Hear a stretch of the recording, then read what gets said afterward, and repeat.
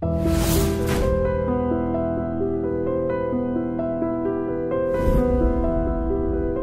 ఒకప్పుడు మీరు starting of your కెరియర్లో మీకు మీరే పోటీ, ఒక సంవత్సరానికి ఆల్మోస్ట్ 13 సినిమాలు రిలీజ్ అయ్యేది, ప్రతి నెల ఎవ్రీ మంత్ ఒక సినిమా. ఎట్లా మేనేజ్ చేసేది సార్ మీరు? అసలు మీకు మీరే పోటీ, అసలు ప్రతి ఒక్కరము మేము లైక్ అరే వచ్చింది ఏ సినిమాకి పోవాలి, అసలుకి హాలిడే వస్తే ఇది సూపర్, ఇక మా ఫ్రెండ్స్ టీమ్ అయితే దీనికి వెళ్దాం కదా దీనికి వెళ్దాం.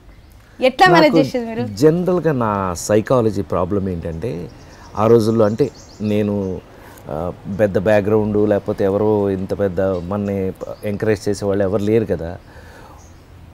ఒక ట్రెండ్, మనం హీరోగా నేను ఒక కామెడీని బేస్ చేసుకుని ఒక ట్రెండ్ నా కోసం నేను తయారు చేసుకున్న ట్రెండ్ ఇది సెపరేట్గా ఎప్పుడైతే లేడీ స్టైల్ దగ్గర నుంచి సక్సెస్ అవ్వడం మొదలయ్యిందో నాకు వచ్చిన అవకాశాలను పోగొట్టుకోవడం ఇష్టం లేదు అప్పట్లో. అంటే అప్పుడు సైకాలజీ ఏంటంటే, నాకు ఒకవేళ అవకాశం పోతే మళ్ళీ వస్తుందో రాదు, బిగినింగ్ డేస్ కదా భయం అనమాట. ఆ భయంలో ఏంటయ్యానంటే వచ్చిన అవకాశాన్నల్లా వాడుకుని నేను వీలైనన్ని చేయటం జరిగింది. చేసేటప్పుడు తెలియలేదు ఎక్సైట్మెంట్లో. రిలీజులు మొదలయ్యేటప్పటికి అన్నీ రిలీజ్ అవ్వాల్సిందే కదా, పనిచేసినవన్నీ రిలీజ్ అవ్వాల్సిందే కదా. ఒకదానికొకటి రిలీజ్ అవటం వెళ్తూ ఉంటే చివరికి నన్ను అందరూ తిట్టడం నేను తిట్లు తిన్నాను బాగా. ఏంటంటే వేరే సినిమా నీకు పోటీ అది పర్వాలేదు, నీ సినిమా నీకే పోటీ, నీ మీద ఎక్కుతుంటే మళ్ళీ నీ సినిమా మీద నీ సినిమా ఎక్కుతుంది, మరి అన్నీ నువ్వు చూసుకోవా అది ఇది అంటే అప్పట్లో తెలిసేది కదా, అయింది అప్పటికి అయిపోయింది. సో కొన్ని మనం అనుకునే లోపల అయిపోతాయి, జీవితం అంటే అంతే, మనం అనుకునే లోపల అది అయిపోతుంది. ఇప్పుడు మన ఇద్దరం మాట్లాడుకోవాల్సిన గమ్మత్తు ఏంటంటే, హీరోగా ఆ రోజున చేస్తూ నాకున్న అవకాశాలకి ఎక్కువ సినిమాలు చేయడం వల్ల రిలీజుల్లో ఒకదాని మీద ఒకటి ఎక్కేయటం అది జరిగింది కదా. మరి ఇప్పుడు అద్భుతమైన క్యారెక్టర్లు ఈ 42 ఏళ్ళ తర్వాత అన్ని గుర్తుండిపోయే పాత్రలు నాకు ఈ జనరేషన్ దర్శకులు రచయితలు అందరూ నిర్మాతలు ఇస్తున్నప్పుడు ఈ స్పెషల్ క్యారెక్టర్స్ కూడా ఒకదాని మీద ఒకటి ఎక్కడం ఏంటి, ఇది టూ మచ్ కదా. 2 రిలీజ్లు మళ్ళీ ఒకటే రోజు. సో మిమ్మల్ని మీరు చూసుకోవాలి అంటే ఏ సినిమా కావాలో అర్థం కాదు. అదే లేదు, ఏం లేదు. పండగ కాబట్టి మీకు నేను ఇచ్చే ఆప్షన్ ఏంటంటే, ఇది బ్రహ్మాండమైన సంక్రాంతి పండగ మంది. ఈ పండగకి మనం ఒక సినిమా చూసి ఆగిపోవాల్సిన అవసరం లేదు, బోల్డంత అవకాశం ఉంది. 4-5 సినిమాలు కూడా చాలా బ్రహ్మాండంగా ఆడిన రోజులు ఉన్నాయి.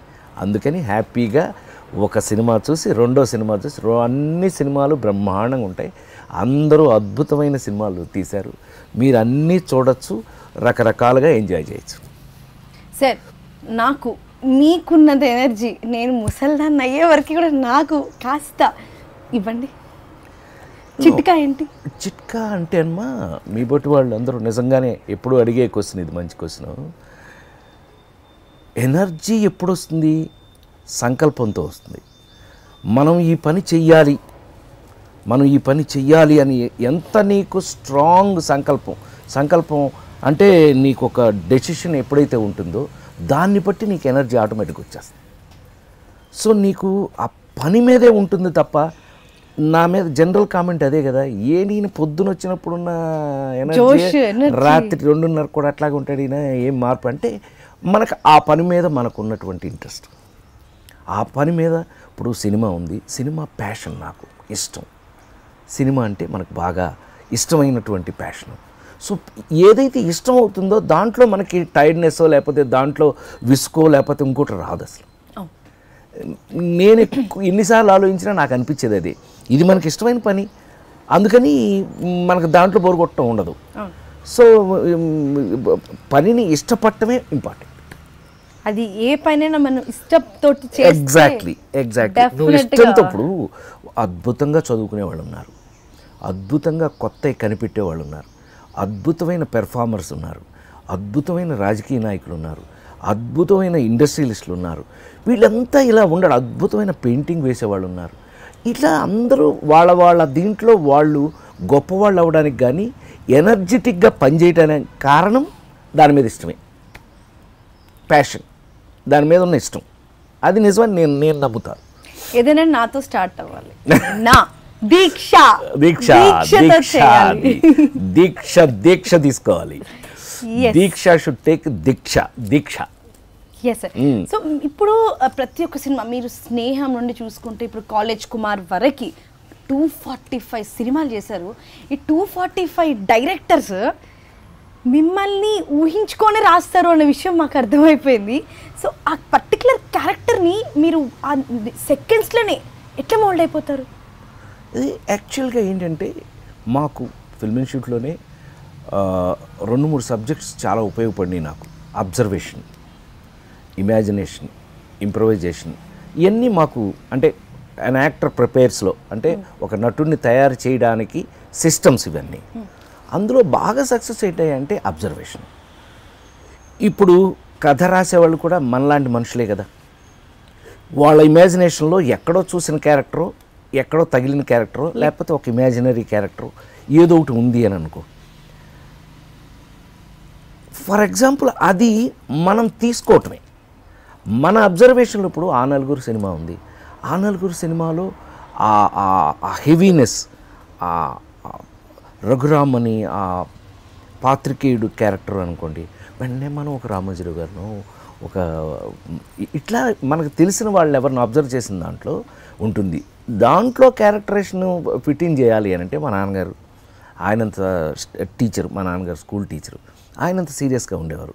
సీరియస్నెస్ ఉంటే ఆయనది వాడటం, కొంచెం సరదాగా ఉన్నట్టయితే ఎన్టీ రామారావు గారు ఎలా బిహేవ్ చేశాడు ఇది వాడటం. ఇవన్నీ కూడా వాడటం అనే మాట నేను ఎందుకు అన్నాను అని అంటే, నువ్వు అడిగిన దానికి ఆ క్యారెక్టర్లోకి ఎలా వెళ్తారు అని అంటే మనని మనం అడాప్ట్ చేసుకోవటం ఆ క్యారెక్టర్లోకి అయితేనే క్యారెక్టర్లా కనపడుతుంది. లేకపోతే అన్నీ ఒకటిలా ఉంటాయి కదా. ఇప్పుడు నాకున్న ఒక అదృష్టం ఏంటయ్యా అని అంటే, అటు పెళ్లి పుస్తకం వేరేగా ఉంటుంది, ఇటు లేడీస్ టైలర్ వేరేగా ఉంటుంది. అంటే ఒకదానికి సంబంధం లేకుండా ముఖ్యమంత్రి వేరేగా ఉంటుంది, ఎర్ర మందారం వేరుగా ఉంటుంది, ఆ నలుగురు వేరుగా ఉంటుంది, F2 వేరుగా ఉంటుంది, మహానటి వేరుగా ఉంటుంది, ఓ బేబీ ఇంకొకలా ఉంటుంది.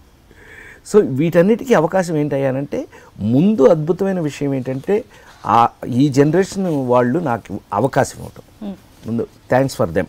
ముందు ఈ క్రెడిట్ వాళ్ళకి చెందుతుంది. వాళ్ళు నా మీద నమ్మకం పెట్టుకుని ఈ పాత్రని ఇలా తయారు చేసుకున్నారు అని అంటే, ఆ తయారు చేసుకున్న పాత్రలోకి మనం ఎంత కష్టపడి చేస్తామనేది లెక్క. 1977లో స్నేహం సినిమా మొదటి సినిమా. ఆ సినిమా ఫస్ట్ డే షూట్కి మీకు కాల్ షీట్ రాగానే, ఫస్ట్ డే సెట్లో అడుగు పెట్టగానే వాట్ ఆల్ ద థింగ్స్ మీ మైండ్లో రన్ అయినాయి? నిజం చెప్పాలి అంటే మాత్రం చాలా ఫ్రాంక్గా చెప్తున్నా. చాలామంది అట్లా చెప్పకపోవచ్చేమో. ఫస్ట్ డే అంటే రాజమండ్రిలో ఒక కాలేజీలో షూట్ అదే కాలేజీ లోపల అంటే క్లాస్ రూమ్ లోపల జరిగే సీన్తో స్టార్ట్ చేసాం. వెరీ ఫ్రాంక్లీ స్పీకింగ్ ఏంటయ్యానంటే, ఫిల్మ్ ఇన్స్టిట్యూట్లో గోల్డ్ మెడల్ తీసుకొచ్చిన ఆ విపరీతమైన ఇంత చేసేయాలనే తాపత్రయం. బాపు గారు పైగా ఆల్రెడీ అసలు ఆయన అద్భుతమైనటువంటి మహాదర్శకులు, వాళ్ళు ఎంత గొప్పవాడు బాపు గారు డైరెక్షను, ఇషాన్ ఆర్య అని ఇండియా లెవెల్లో కెమెరామెన్, ఇవన్నీ అందరూ ఉన్నారంటే నేను నిజంగా చెప్తున్నాను కంగారులోనే సగం అయిపోయింది. Very frankly speaking. అప్పుడు మనం ఇది ప్లాన్ చేసి చేద్దాం, ఇది అలా పెర్ఫామ్ చేద్దాం అంత సీన్ లేదు. అది చెప్పింది చేసేసి బయటకు వచ్చేటప్పటికే మనకి పాస్ అయ్యాం. అమ్మయ్య పాస్ అయ్యారా బాబు. సో 4.5 డికేడ్స్లో 1977 నుంచి ఇప్పుడు 2020 అలా వైకుంఠపురంలో వరకు different types of artist in and around ఎన్నో చేంజెస్ వచ్చినాయి. డిజిటల్ మీడియా కానీ లేకపోతే ఎవ్రీథింగ్ టెక్నాలజీ కానీ. సో ఏమేమి చాలా తేడాలు మీరు గమనించారు? అసలు టు బి వెరీ ఫ్రాంక్, సినిమాలోనే ఫిల్మ్స్లో ఫిల్మ్ పోయింది, ఫిల్మ్స్లో ఫిల్మ్ వాడలేదు కదా, డిజిటల్ అయిపోయింది కదా మొత్తం. అంతకుముందు సినిమా అంటే ఇట్లా పెట్టి డబ్బాలు ఒక 32-33 డబ్బాలు మోసుకొని వెళ్ళేవాళ్ళం సరదాకి. అన్ని పనుల్లోనూ ఎంటర్ అయ్యేవాడిని నేను. నాకు అదొక సరదా, నేర్చుకోవడం సరదా అన్నీ అని. ఎడిటింగ్ రూమ్కి ఇట్లా డబ్బాలు మోసుకెళ్ళేవాళ్ళం. ఇప్పుడు మొత్తం 400 కోట్ల సినిమా, 300 కోట్ల సినిమా కూడా ఇంతే అయిపోయింది. ఏమంటే చిప్పు మొత్తం సినిమా ఇంత అయిపోయింది.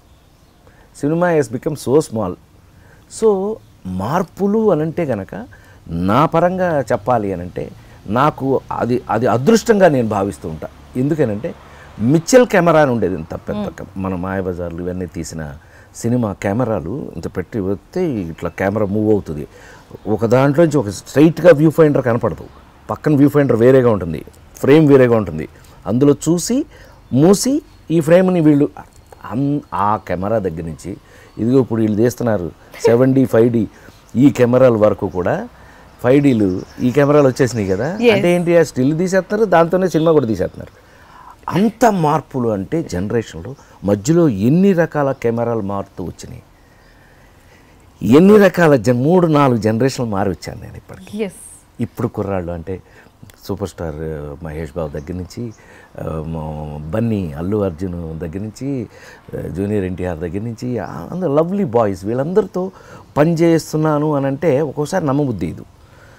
ఎక్కడ స్టార్ట్ అయ్యాం మేము, కృష్ణ గారు, శోభన్ బాబు గారు, రామారావు, నాగేశ్వరరావు గారు, రామారావు గారితో దగ్గర నుంచి కృష్ణ, శోభన్ బాబు గారితో మరీ ఎక్కువ అన్నయ్య వాళ్ళిద్దరితో మరీ ఎక్కువ చేశాను.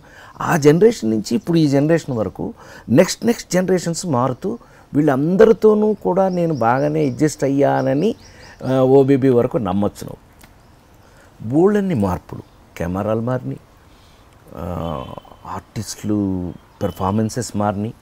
టు బీ వెరీ ఫ్రాంక్, ముందు రోజుల్లో ఏరా అంటే ఏరా అని ఉండేది.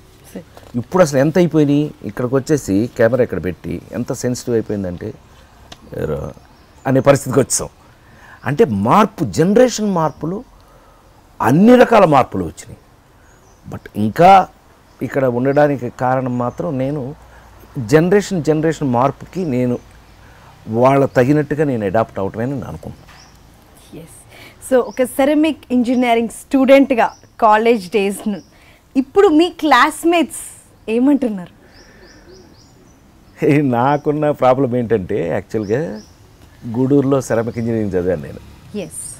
నా క్లాస్మేట్స్, నా రూమ్మేట్స్ అందరూ కూడా నాకు ఎంత ఆశ్చర్యంగా ఉందంటే, ఇప్పుడు నువ్వు ఇందాక రాగానే నన్ను ముట్టుకోవచ్చా మనిషేనా అని ముట్టుకోవచ్చా అని ఎలా నువ్వు అంటే 40 ఏళ్ళు కెరియర్ని నువ్వు నోట్ చేసి నువ్వు అసలు నీకు ఊహ వచ్చిన దగ్గర నుంచి రాజేంద్ర దగ్గర సినిమాలన్నీ చూసి ఈ మనిషేనా ఇవన్నీ చేసిందని ఒక తిరుగుతుంది కదా, అది నీకు అర్థమైంది, నీ ఫేస్ చూస్తే అర్థమవుతుంది నాకు.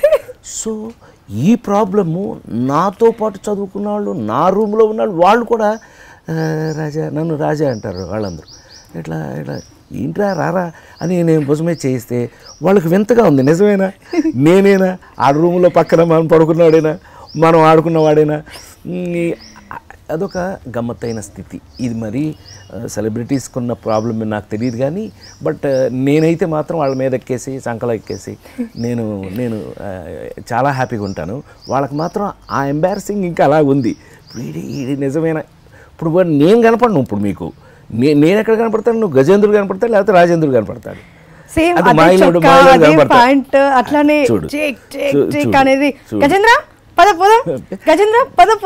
వచ్చి మీద కూర్చుని గజేంద్రుడితో మీకు భలే రిలేషన్ ఉంది అసలుకి, అద్భుతం. అసలు దాంతో అదే ఇందాక చెప్పావే క్యారెక్టర్లోకి ఎలా వెళ్తారు అన్నట్టుగా దాన్ని ఫ్రెండ్ చేసుకోవటానికి ఆ గజేంద్రుడు ఏనుగు ఏదైతే ఉందో దానికి 5 years ఏజ్, దాన్ని అడాప్ట్ చేసుకోవడానికి ఆ మావటి ఎవరైతే ఉన్నారో దాంతోపాటు వచ్చిన ట్రైనీ ఎవరైతే ఉన్నారో అతను ఏమేమి చేస్తున్నాడో అవి చూసేవాడిని. దానికి ఏదన్నా ఒకటి చేయమని చెప్పి అది చేయగానే నోరు తెరుస్తుంది, అది అంటే ఏమైనా పెట్టమని. సో అతని జేబులో చెరుకు ముక్కలు ఉండేవి, జేబులోంచి ఒక ముక్క తీసి నోట్లో వేసేవాడు దానికి. అది ఓకే అనుకుని హ్యాపీ అయ్యేది. ఓహో ఇలా ఉందని చెప్పి అని పిలిచి నేను పక్కకి ఆడి జేబులో ఉన్నాయని నా జేబులో పెట్టుకున్నా. ఈ చిక్కీలు ఉంటాయి కదా, చిక్కీలో జేబులోనూ చెరుకు మొక్కలో జేబులో పెట్టుకున్నా. అది షార్ట్ కట్ అనగానే ఆ నోరు తెరిస్తే వాడి దగ్గర నోరు తెరవగానే నేను ఒకటేసా, నాతో పాటు వచ్చేసింది. ఇంకా మీరు నమ్మాలి, మన ఇంట్లో మనం పెట్స్, డాగ్స్, కుక్క పిల్లల్ని మనం ఎలా ప్యాంపర్ చేసి మీద ఎక్కించుకుని ఉంటాము, సేమ్ అంతే, ఏమీ తేడాలి. సైజు పెద్దది అంతే తప్పితే it's also like cute one of the family members అయిపోతుంది. ఫ్రెండ్ అయితే ఫ్రెండ్ అయిపోయింది అంతే. అంత మీరు చెప్తుంటే నాకు ఇమ్మీడియట్ గా షూట్ అయిపోయాక జూకి వెళ్ళేసి I want to make friendship. But you have to know వాళ్ళు రైట్ ట్రైనీస్ దగ్గరికి గబగబా వెళ్ళిపోయి మన పాటికి మనం చేయకూడదు. You have to take the safety and then do it. ఎప్పుడు యానిమల్స్ అవి మనకు తెలియనప్పుడు అవి తెలుసుకుని చేయొచ్చు. అది ఎవ్రీథింగ్ ఉండేది అబ్జర్వేషన్లోనే నేనైతే నేర్చుకున్నాను ఫస్ట్. దిస్ ఈజ్ అన్ అబ్జర్వేషన్లోనే జీవితం, అబ్జర్వేషన్లోనే పెర్ఫార్మెన్స్, అబ్జర్వేషన్లోనే లైఫ్ అన్నీ తెలిసేది అక్కడ.